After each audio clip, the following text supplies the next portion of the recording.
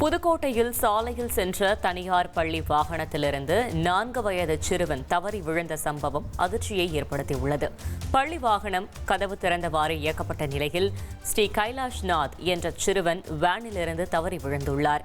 வேனை பின்தொடர்ந்து வந்த சிலர் காயமடைந்த சிறுவனை மீட்டதுடன் பள்ளி வாகனத்தை விரட்டி சென்று ஓட்டுநருக்கு தகவல் தெரிவித்துள்ளனர். இதையடுத்து ஓட்டுநர் வாகனத்தை சாலையிலேயே நிறுத்திவிட்டு தப்பி ஓடியுள்ளார்.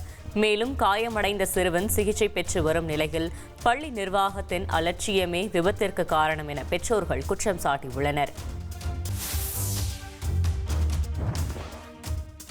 சின்னசேலம் அருகே செம்பாங்குறிச்சி கிராமத்தில் சட்டத்திற்கு புறம்பாக கருவில் இருக்கும் குழந்தையின் பாலினத்தை தெரிவித்தவர் கைது செய்யப்பட்டார். கள்ளக்குறிச்சி மாவட்டம் சின்னசேலம் அருகே உள்ள செம்பாங்குறிச்சி கிராமத்தில் மணிவண்ணன் என்பவர் கருவில் இருக்கும் குழந்தை என்ன பாலினம் என கூறி வருவதாக போலீசாருக்கு ரகசிய தகவல் கிடைத்தது. தகவலை அடுத்து சம்பவ இடத்திற்கு விரைந்த மாவட்ட சுகாதார அலுவலர்கள் சட்டத்திற்கு புறம்பான கருவி மூலம் கருவில் இருக்கும் குழந்தையின் பாலினத்தை தெரிவித்த மணிவண்ணன் என்பவரை கைது செய்து விசாரணை மேற்கொண்டனர். விசாரணையில் தொலைபேசி மூலம் தொடர்பு கொண்டு வீட்டிற்கே சென்று ஆனா பெண்ணா என கூறுவதும் இதற்கு 5000 முதல் 50000 வரை பணம் பெறுவதாகவும் அவர் தெரிவித்தார். இதனையடுத்து போலீசார் அவரை கைது செய்தனர்.